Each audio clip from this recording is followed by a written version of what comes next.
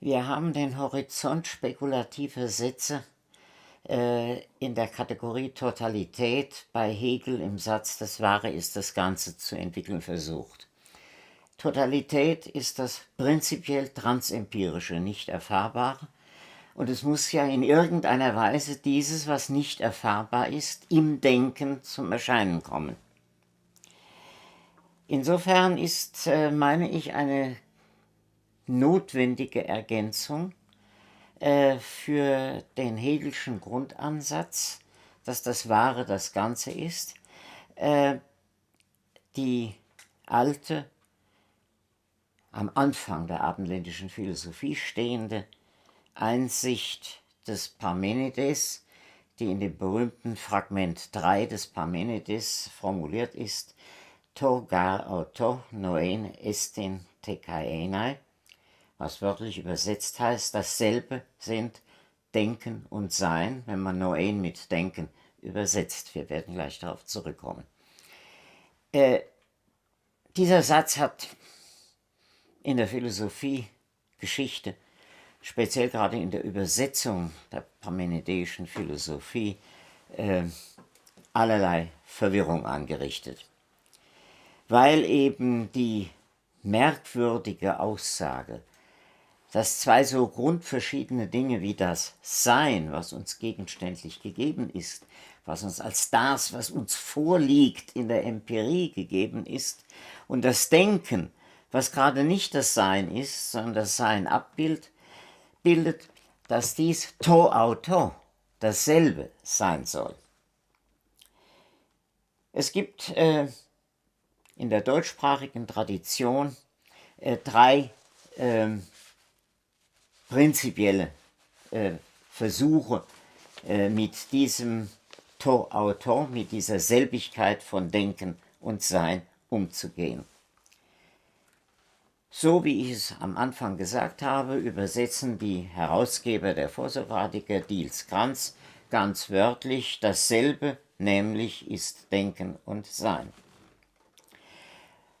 Weil das so irritierend war, hat dann der Herausgeber in der Kröner Ausgabe Kapelle übersetzt: Nur ein und dasselbe kann gedacht werden und sein. Und dieser Übersetzung hat sich dann auch Ubo Hölscher in seiner Übersetzung im Suhrkamp Verlag angeschlossen. Ich halte das für ganz unmöglich, denn noen kann nicht als ein Passiv verstanden werden.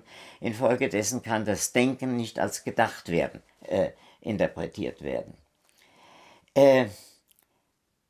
In der großen Philosophiegeschichte, dem Überweg Prechter, übersetzt Prechter: Denn ein und dasselbe ist Denken und Sein, mit der Erläuterung dazu, was nämlich gedacht wird, ist auch.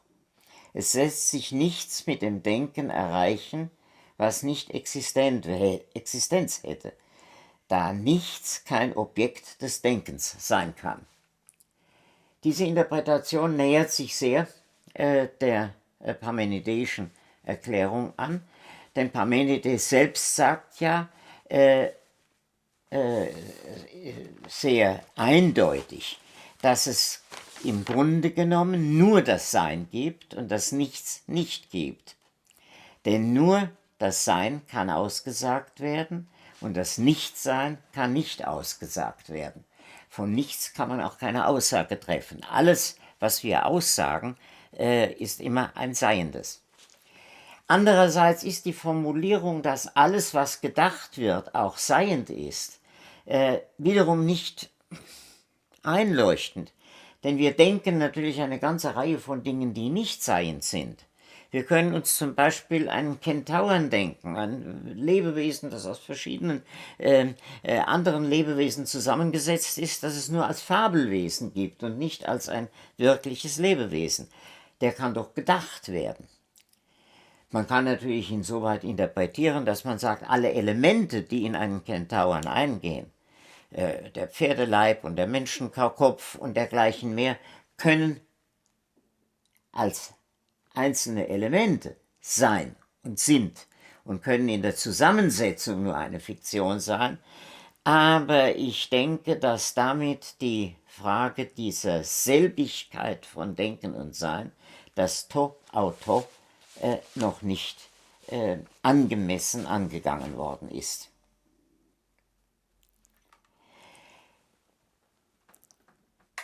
Parmenides selbst gibt uns in seinen Fragmenten, und er ist ja einer der Vorsokratiker, von dem wir relativ viel wissen an Fragmenten, gibt uns in seinen Fragmenten Hinweise darauf, wie wir dieses To-Auto zu verstehen haben.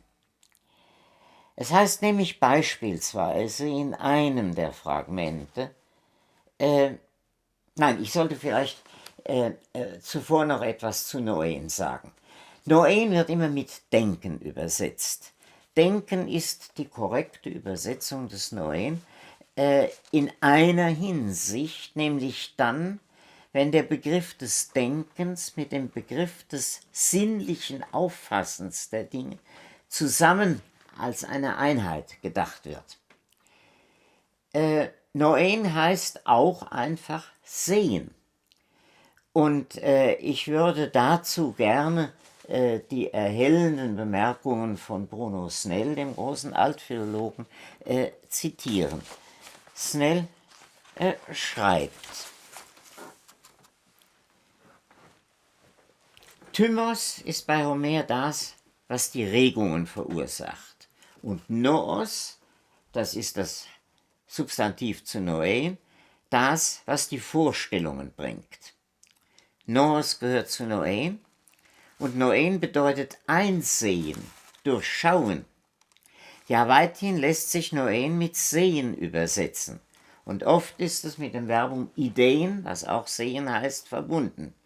Aber es ist ein Sehen, das nicht nur den rein visuellen Akt bezeichnet, sondern die geistige Tätigkeit, die mit dem Sehen verbunden ist, also das Auffassen des Gesehenen. Darin ist es verwandt mit Gignoskein, erkennen, aber Gignoskein bedeutet erkennen und wird vor allem von dem gesagt, wenn man einen Menschen identifiziert, also einen Menschen wiedererkennt, einen, den man auf der Straße, auf dem gegenüberliegenden Bürgersteig sieht, erkennt, aha, das ist der Herr Meier. Also Gignoskein bedeutet erkennen, vor allem wenn man einen Menschen identifiziert. Noen dagegen wird mehr auf Situationen, auf Sachverhalte, auf Gesamtheit bezogen. Es bedeutet eine klare Vorstellung von etwas gewinnen. Der Philologe Ast gibt als lateinisches Äquivalent dafür an, unter anderem percipere, auffassen, perceptio, die Wahrnehmung. Eine klare Vorstellung von etwas gewinnen. Von da aus klärt sich auch die Bedeutung von Nous, Geist, ohne weiteres. Nous ist der Geist, sofern er klare Vorstellungen hat. Er ist das Organ der klaren Vorstellungen. Mit einem in der Sprache sehr leichten Übergang bezeichnet Nous nun auch nicht nur das Organ, sondern auch die Funktion, sozusagen die Substantivierung des Verbums Noen. Ich bitte auch im Gedächtnis zu behalten, dass in der Philologie nicht nur percipere und cogitare, also lateinisch denken für Noen, als Synonym gebraucht werden kann, sondern auch in animo habere, im Geiste haben. Und dieses im Geiste haben, dieses Haben, scheint mir für unsere späte Interpretation ein nicht unwichtiger Hinweis zu sein. Wenn wir also davon ausgehen, dass wir mit dem Noen nicht einfach ein Denken als den Bewusstseinsinhalt zu verstehen haben, sondern jenes Denken, in dem wir im Auffassen eine klare Vorstellung des Aufgefassten bekommen. Also im Percipere eine Perceptio des Perceptum, um es auf kartesische Weise zu sagen. Dann nähern wir uns schon mehr dem Verhältnis, das Parmenides mit der straffen Formulierung, es ist dasselbige to auto gemeint haben könnte. Er erläutert dann in einem anderen Fragment dann auch sehr deutlich, dass er unter dem to auto verstandenen, also dem im Noen gegebenen, und das heißt griechisch Noema. Noema ist der Inhalt des Noen, der bestimmte Inhalt des Noen, ein Verhältnis zu dem versteht, was in dem Noema abgebildet wird. Wir haben also, sagen wir, ein Noema von dem Baum da draußen. Wir haben ein Noema von dem Menschen, der uns gegenüber sitzt. Dieses Noema ist das Ergebnis einer Auffassung, eines Noen. Und in diesem Noema bildet sich etwas ab, was in der gegenständlichen Wirklichkeit als ein Seiendes uns gegeben ist. Und nun sagt Parmenides, und damit kommt er wieder auf die Selbigkeit, tauton desti noen, tekai huneken esti noema.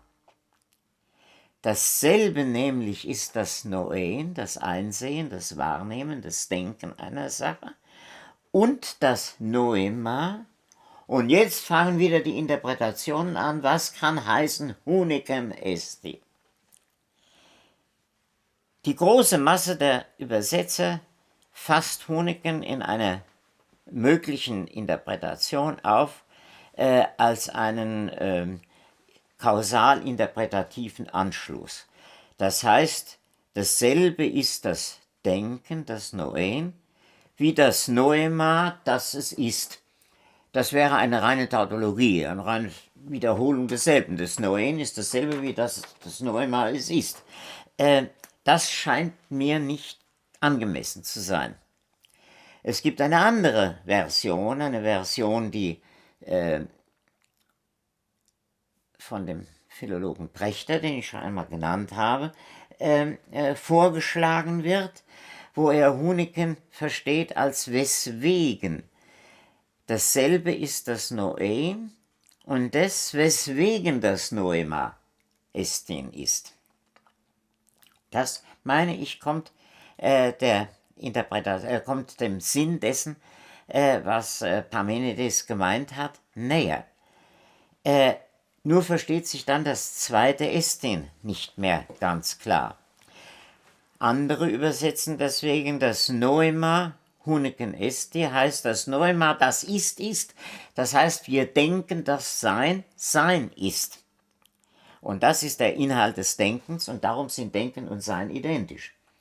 Das ist eine plausible Erklärung und ich würde sagen, wenn man die Erklärung von Prechter und diese Erklärung zusammenzieht, dann ergibt sich eine Perspektive auf das, was Parmenides gemeint haben könnte.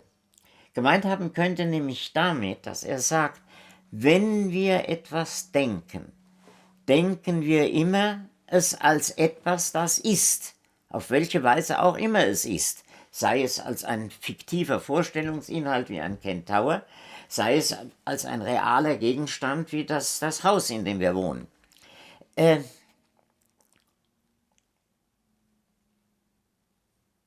Wir denken also immer im Moment des Denkens, des Auffassens, des Wahrnehmens, des im Geiste Habens, das Sein dessen, was wir in animo haben, was wir im Geiste haben, denken wir das Sein mit.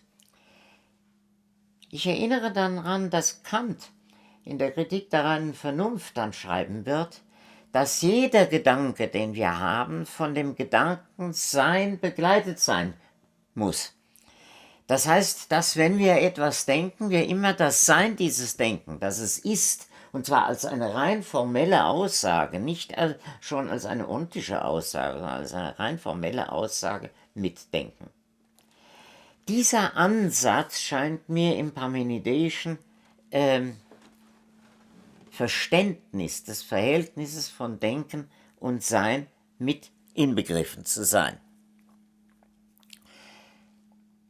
Selbstverständlich ist Parmenides noch kein Kantianer gewesen und hat nicht eine Transzendentalphilosophie entwickelt. Es war ihm aber klar, dass wir nichts nicht denken können. Das Meden, das Nichts, ist nicht denkbar und nicht aussagbar, sagt er an verschiedenen Stellen. Wenn wir nichts nicht denken können, ist alles, was wir denken, ein Denken des Seins, des seienden Seins, dessen, was in der Welt ist und vorkommt und existiert.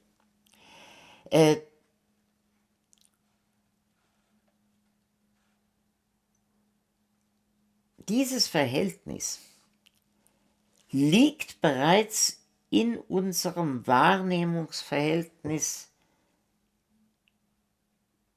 aller der Dinge, die wir wahrnehmen, mit eingeschlossen. Und alles, was wir wahrnehmen, ist außer uns, ist nicht in uns, sondern ist außer uns. Hegel wird dann von der Äußerlichkeit des Sinnlichen sprechen. Was wir aber wahrgenommen haben, in animo haben, im Geiste, das haben wir in uns als einen Gedanken oder im vollen Sinne als ein Begriff, wie wir bei Hegel gesehen haben. Diese Übersetzung des Äußeren in das Innere ist ein Repräsentationsverhältnis, ein Abbildungsverhältnis. Und ich denke, dass dies in einem Fragment von Parmenides, das ich als unmittelbares Erläuterungssatz zu dem berühmten Fragment 3 verstehe, formuliert. Und das möchte ich ein wenig näher zeigen. Dieses Fragment heißt: Loise domos apeonta no pareonta bebaios. Ein Hexameter, wie Parmenides in Hexametern schreibt, der in einer ungeheuer konstruktiven Weise aufgebaut ist.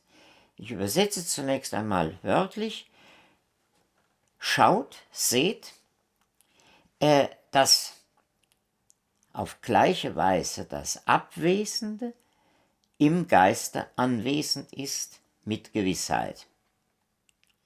Und das baut sich im Griechischen so auf: Loise, seht, als erstes Wort, mit Gewissheit als letztes Wort. Loise bebaios, das ist sozusagen der Rahmen. Seht mit Sicherheit, wie es ist. Und wie ist es? Das nämlich das Apeonta und das Pareonta, das Abwesende und das Anwesende, einander gegenüberstehen im Geiste. Und dies auf gleiche Weise. Es wird immer in der Übersetzung dies als ein Wie interpretiert. Homos heißt im Griechischen nicht wie, sondern es ist eine Partikel, die zwei Wörter auf gleicher Ebene zusammenschließt. So wie auch beispielsweise die Kombination Tekai zusammenschließt. Das heißt, Apeonta, das Abwesende, und Pareonta, das Anwesende, werden durch das Wort, das wir im Deutschen nur mit gleich übersetzen können, homos, zusammengeschlossen als etwas, was zueinander in einem Verhältnis steht, aber in einem unterschiedenen Verhältnis, denn das Abwesende ist ja nicht dasselbe wie das Anwesende, aber es soll ihm gleich sein. Und zwar, wo soll es ihm gleich sein? Es soll ihm im Geiste gleich sein. No. Wir können No sowohl lokativ wie instrumental verstehen, also entweder im Geiste oder durch die Tätigkeit des Geistes werden beide, das Sein, das Anwesende und das Abwesende, zueinander in ein Gleichheitsverhältnis gesetzt. Damit ist eigentlich ausgesagt, was mit dem Satz, dass Denken und Sein dasselbige sind, to auto, gemeint sein kann. Dass nämlich das, was im Denken erscheint und in uns anwesend gegenwärtig ist, mit dem, was außer uns ist und abwesend von uns ist, ein Gleiches ist. Wenn wir jetzt fragen, unter welchen Bedingungen, in welch einem Sachverhältnis sich die Gleichheit zweier verschiedener herstellt, und zwar so, dass wir sie mit Gewissheit anschauen können, Loise Bebaios. Wenn wir uns das fragen, dann sehen wir, dass wir auf eine metaphorische Modellvorstellung verwiesen sind. Wo ist nämlich etwas dasselbige und doch ein anderes? Wo ist es anwesend, obwohl das, wo es anwesend ist, das gerade nicht anwesend, sondern abwesend ist? Das ist im Spiegel. Das Spiegelbild ist dasselbige wie das, was es spiegelt. Oder wie ich in einer strengen Terminologie sage, das Gespiegelte, was im Spiegel erscheint, ist dasselbige wie das Bespiegelte.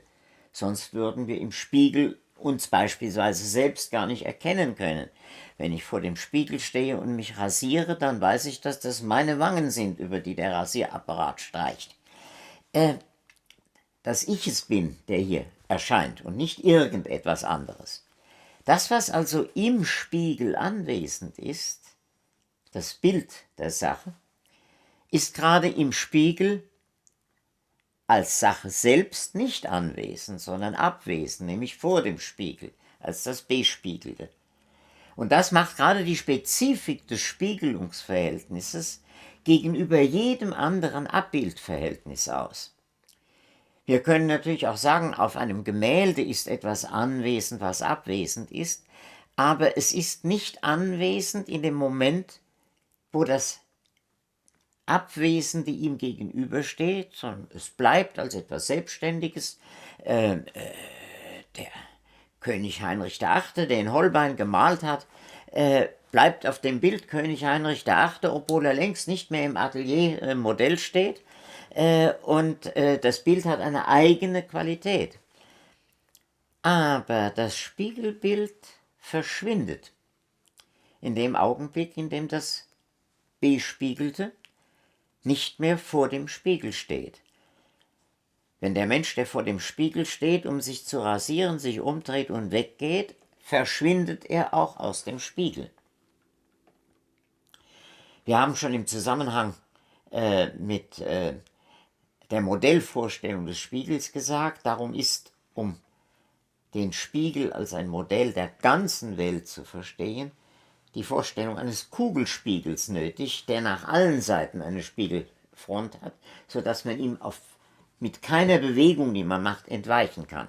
Das ist ein anderes Problem, das uns bei Cusanus und Leibniz dann wieder begegnen wird. Jedenfalls ist die Anwesenheit des Abwesenden im Geiste ein Analogon. Ich sage nicht dasselbe, denn alle Modellbildungen und Metaphern sind analoga. Ein Analogon des Verhältnisses von Bespiegeltem und Gespiegeltem. Und insofern meine ich, dass die Selbigkeit von Denken und Sein in der Weise zu interpretieren ist bei Parmenides, dass er denkt, im Denken, in dem Organ des Vorstellens, wie wir bei Snell gehört haben, dem Nous, im Denken, im Vorgang, im Prozess des Denkens, in der Erzeugung des Gedankens, des Noema, der wegen eines ist, was außer ihm ist, wie wir in dem anderen Fragment gesehen haben. In diesem Vorgang stellt sich so etwas her wie ein Spiegelbild einer Sache selbst. Wenn diese Sache selbst nun so steht oder so beschaffen ist, dass wir sie als Sache selbst nicht unmittelbar erkennen können, nicht unmittelbar gegeben haben, wie man philosophisch sagen würde, also etwa der Begriff der Totalität, dann ist er uns praktisch dadurch, dass er im Spiegelbild, im Geiste, in animo, no enthalten ist, uns darstellbar, repräsentierbar als die Spiegelung des immer anwesenden Totum, des der immer anwesenden Totalität. Totalität in der Form dessen, dass sie als Begriff in unserem Denken aufscheint.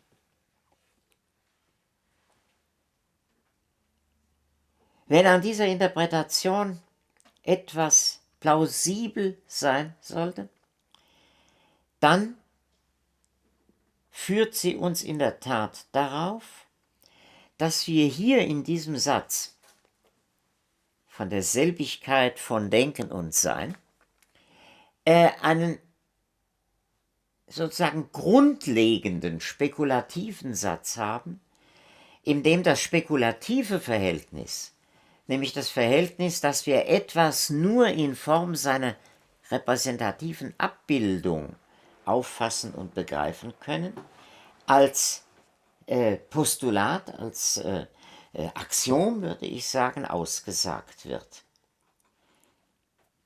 Denken ist dann die Widerspiegelung des Seins.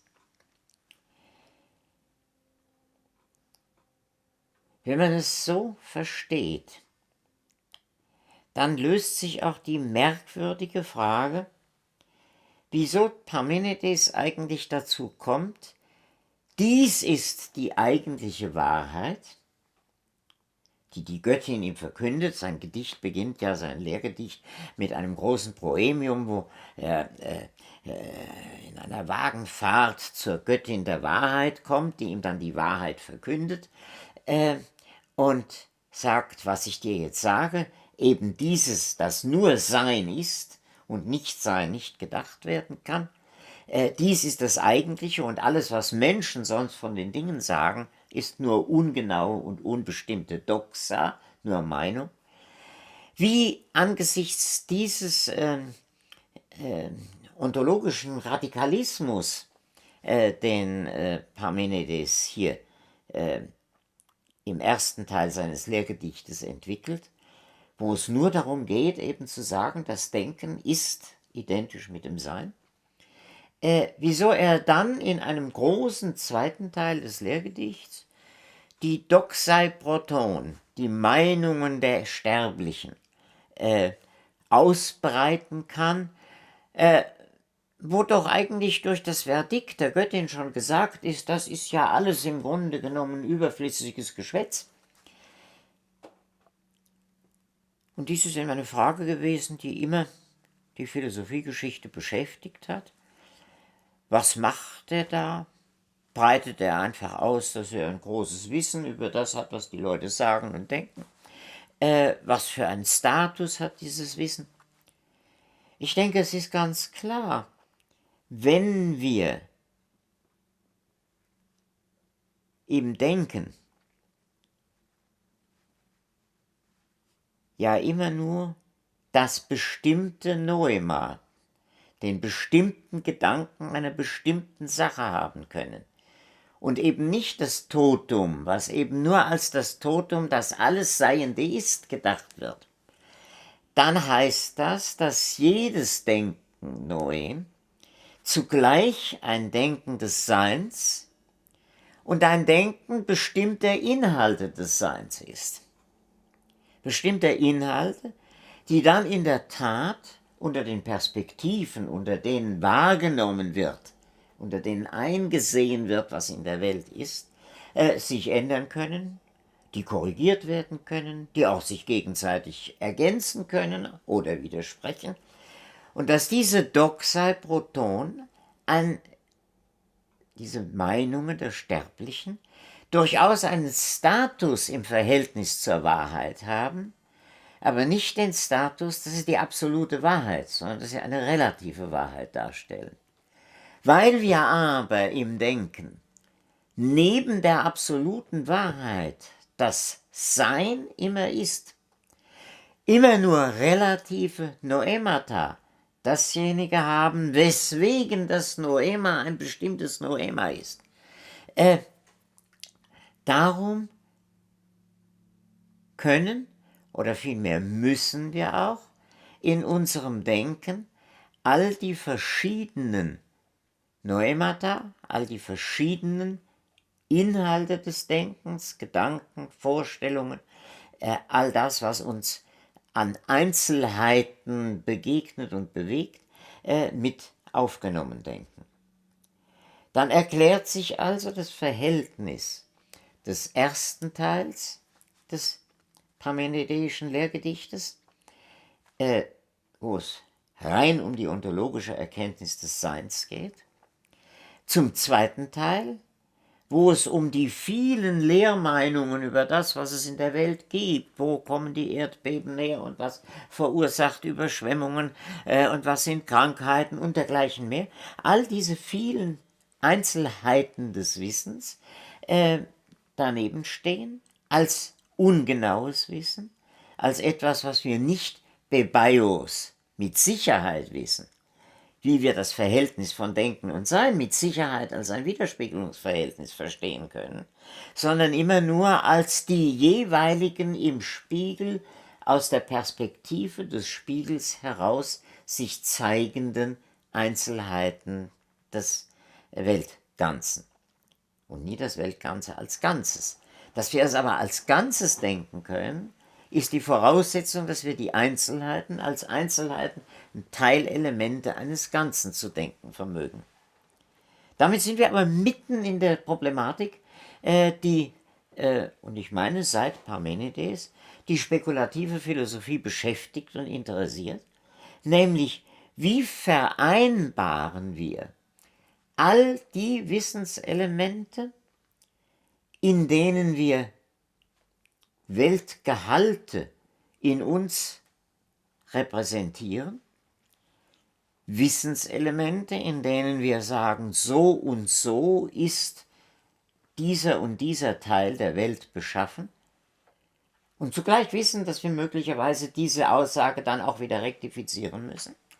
Wie verbinden wir das damit, dass wir überhaupt so etwas wie Erkenntnis als Erkenntnis feststellen können und nicht sagen, das ist doch alles nur beliebig, ist doch alles nur ausgedacht, Fiktion des menschlichen Geistes, der sich aus dem, was ihm da in den Sinnen vorliegt, etwas zurechtmacht. Die Skepsis hat so gedacht und viele konstruktivistischen Philosophien aller Jahrhunderte haben so gedacht, haben gemeint, letzten Endes ist das, was wir als Systematik des Wissens, als das wissenschaftliche System, in dem allein die Wahrheit Gestalt hat, um wieder an Hegel anzuknüpfen, vorfinden, dass das im Grunde genommen ein aus der menschlichen Subjektivität entspringendes Produkt ist und dass wir im Grunde genommen außer dem in den Sinnen uns erfahrbaren Einzelheiten überhaupt nichts gegeben haben, alles andere nur konstruieren. Die Anlage einer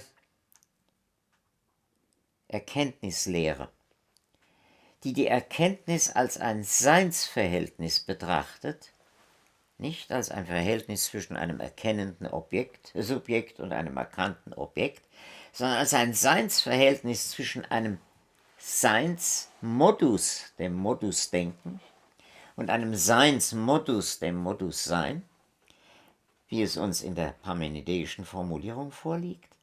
Diese ontologische Wendung des Erkenntnisproblems führt uns eigentlich erst zur Möglichkeit, eine realistische Erkenntnistheorie zu entwickeln, eine realistische Erkenntnistheorie zum Gegenstand eines möglichen Modells zu machen, wie systematisches Wissen oder Wissen als wissenschaftliches System angelegt werden kann. Man sieht, wie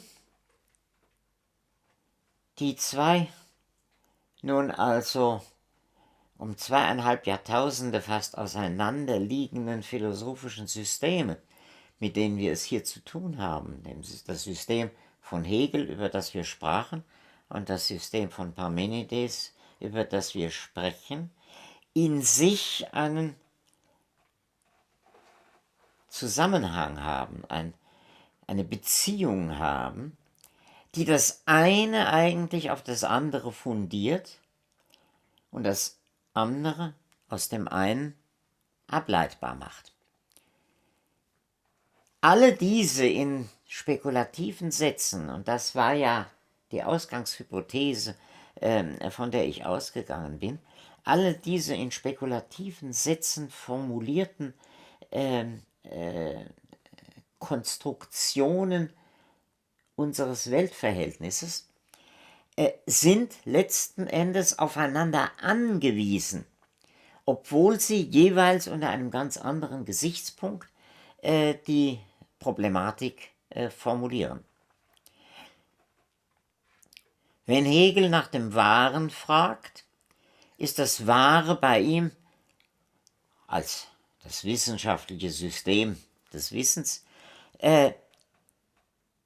eigentlich das, was bei Parmenides die Doxa, das Reich des Wissens der Sterblichen ist. Denn das wissenschaftliche Wissen bei Hegel ist auch nicht das absolute Wissen, sondern das, was wir als Wissenschaftler in einem bestimmten Zeitpunkt der Geschichte, auf einer bestimmten Ebene, auf unserer Erkenntnis unter bestimmten historischen Rahmenbedingungen haben können.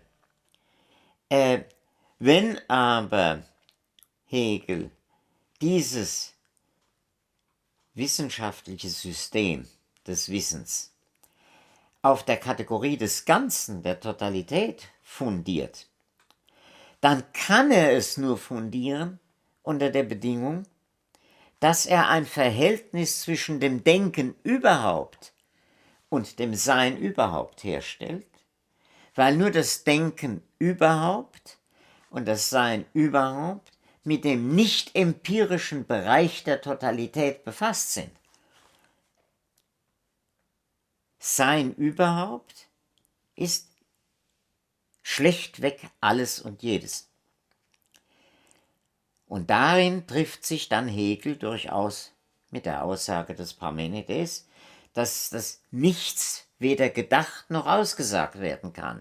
Nichts ist nichts und infolgedessen ist es nicht. Also auch nicht aussagbar. Infolgedessen kann es auch gar nicht in irgendeiner Weise der Horizont eines wissenschaftlichen Systems sein.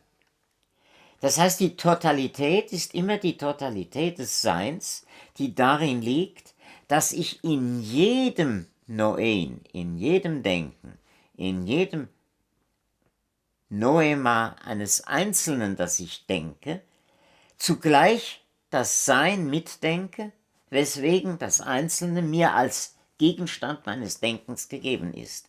Wenn es nicht wäre, wäre es mir nicht gegeben. Infolgedessen muss es mitgedacht werden, der allgemeinste Begriff des Seins.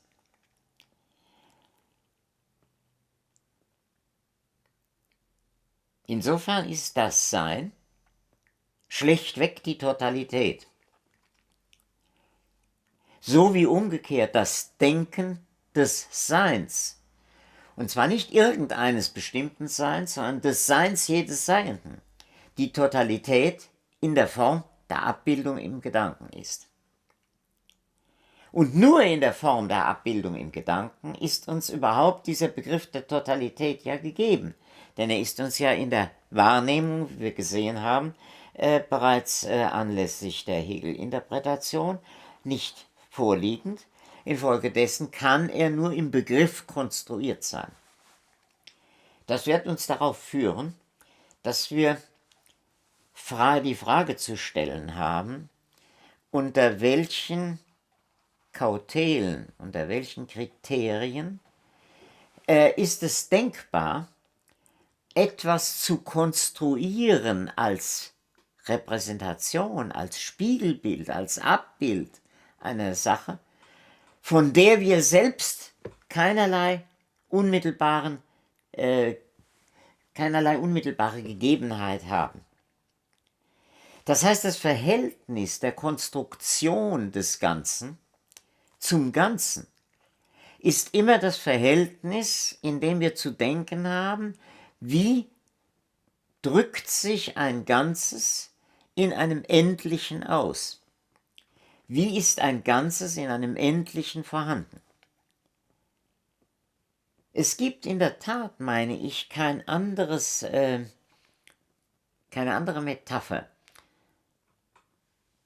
als die des Spiegels, in der dieses sich Ausdrücken einer unendlichen Ganzheit in einem Endlichen gefasst werden kann.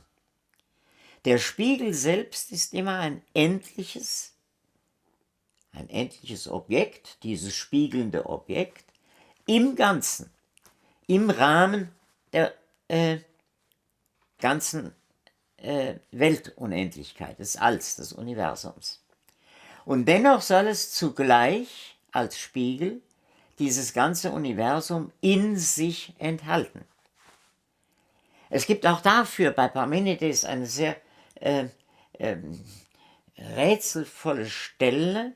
Er sagt an einer Stelle, dass das Noein im Sein als Ausgesagtes sei.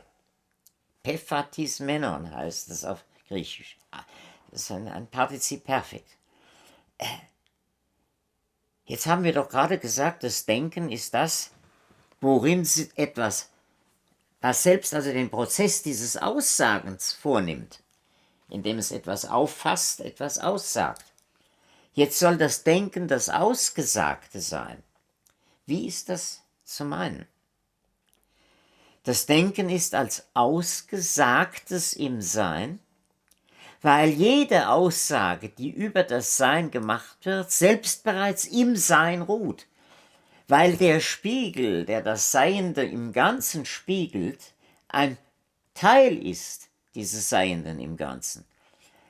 So ist das, was im Noein ausgesagt wird, ein Ausgesagtes in der Welt, nicht ein Ausgesagtes über die Welt.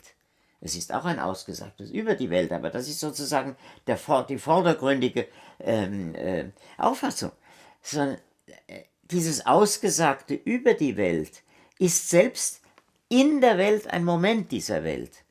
Und nur wenn man das Gegenüber von Ausgesagtem und Gegenstand der Aussage einerseits in seiner Dualität nimmt und andererseits die Dualität so versteht, dass das, was da ist, die Sache selbst, das, was da ausgesagt wird, übergreift und in sich selbst enthält, weil die Aussage selbst ein Teil der Welt ist, ein Moment der Welt und unser Aussagen, unser Denken selbst ein Moment der Welt.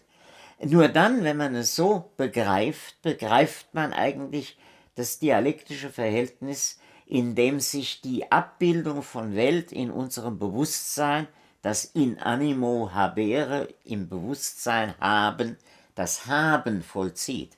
Was wir im Bewusstsein haben, das ist zugleich das, was uns umgreift und umfasst.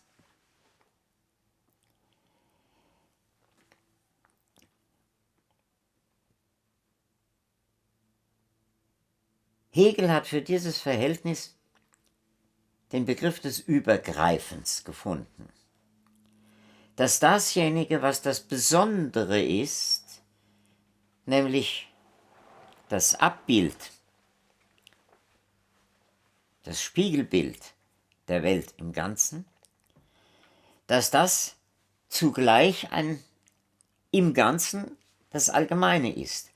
Das heißt, dass das Allgemeine und das Besondere eigentlich zusammenfallen, dass das Besondere ist, in dem das Allgemeine als Besonderes erscheint.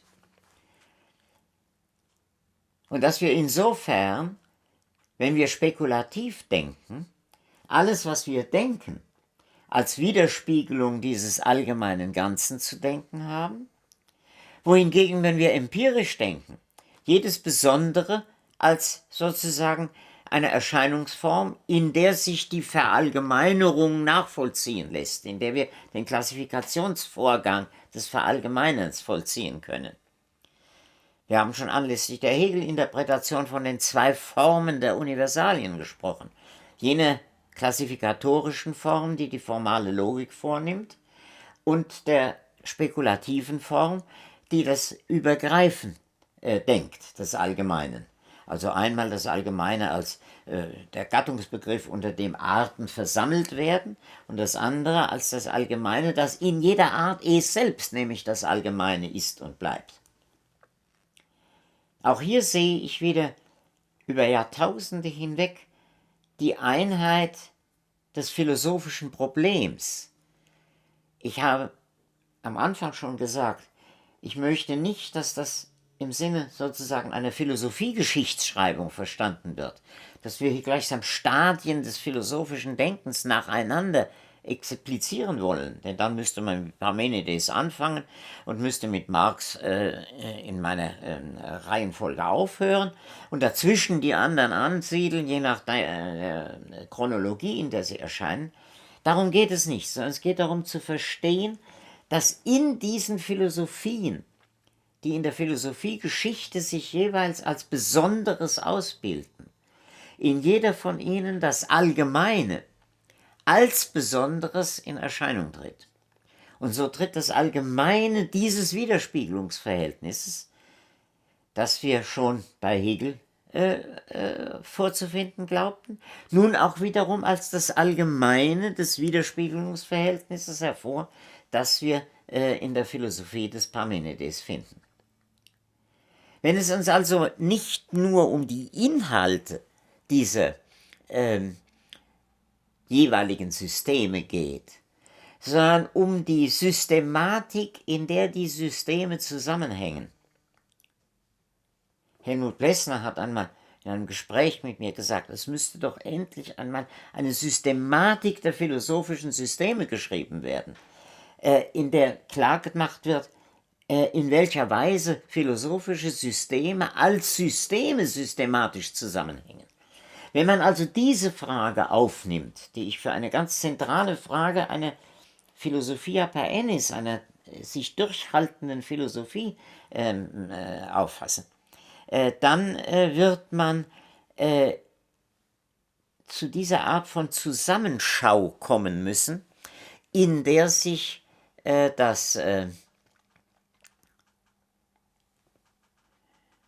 Hegelianische und das Parmenideische, das Leibnizianische und das Marxische zusammenfügen, jeweils als besondere Formen, in denen immer dasselbe Allgemeine sich als Besonderheit äußert.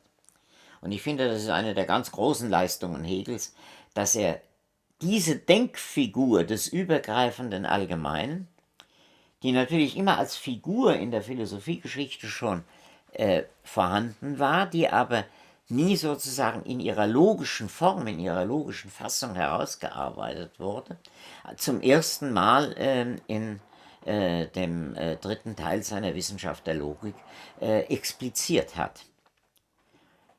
Darauf aufmerksam, dass diese Figur des übergreifenden Allgemeinen bei Hegel eine Vorgeschichte in der Philosophie hat, die bei Leibniz sich ausdrückt, die aber auch noch viel weiter in der Philosophiegeschichte bis zu Plato und Aristoteles oder eben auch bis zu Parmenides und Heraklit zurückreicht, aufmerksam gemacht hat uns auf dieses Faktum Josef König seinerzeit in seinem großen Vortrag über das System von Leibniz im Leibniz-Gedenkjahr 1946 an der Hamburger Universität, wo er zum Erstaunen und ich würde sagen fast zum Erschrecken wohl vieler Philosophiehistoriker Leibniz und Hegel unter diesem Gesichtspunkt, dass sie ein und dieselbe dialektische Grundfigur des Systems entwickeln, ganz dicht zueinander gerückt hat. Ich muss auch in einer Fußnote sagen, dass von diesen Bemerkungen Königs, die in einem Vortrag naturgemäß nur angerissene Bemerkungen bleiben konnten,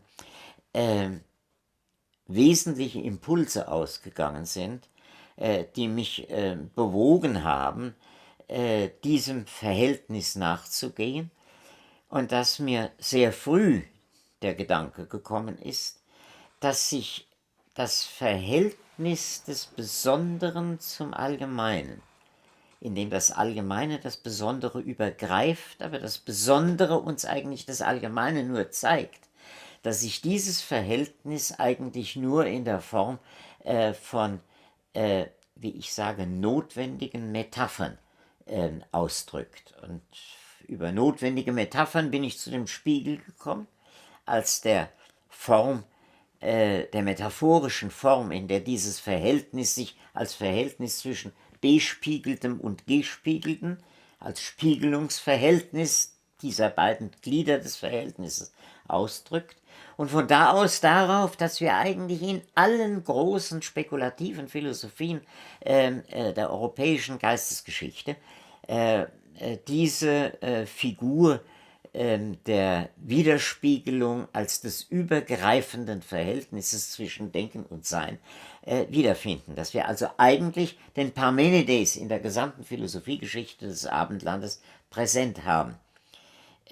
Joachim Schickel hat gezeigt, dass es das Gleiche also auch in der chinesischen Philosophie gibt, aber das sei jetzt also nur am Rande bemerkt. Insofern meine ich, dass wir an den Fragmenten des Parmenides, von denen ich 3 hier ein wenig erläutert habe, einen Einstieg in die Grundproblematik des spekulativen Denkens finden, in die Grundproblematik der Form spekulativer Sätze, die ein Gegensätzliches als Einheit aussagen. Das Wahre ist das Ganze, obwohl wir die Wahrheit immer nur in Einzelheiten haben. Das Denken ist dasselbe wie das Sein. Das in solchen Zusammenfassen von Gegensätzen unter dem Begriff der Selbigkeit des To-Auto, dass sich darin die Grundbewegung philosophischen Denkens gegenüber dem bloß wissenschaftlichen Denken, was wir ganz am Anfang als die Brotwissenschaft bei Schiller kennengelernt haben, das Universalhistorische gegenüber dem faktisch-historischen sich ausdrückt. Dass dies 2 Denkansätze sind, die notwendigerweise sich ergänzen und das Spekulative immer aufruhend auf der Verstandeserkenntnis des Einzelnen, ohne die es überhaupt keine Erkenntnis gäbe. Das muss auch gesagt sein, die spekulative Erkenntnis ersetzt ja nicht die Erkenntnis des Einzelnen, ersetzt nicht die Wissenschaft, sondern sie überwölbt sie. Dass dieses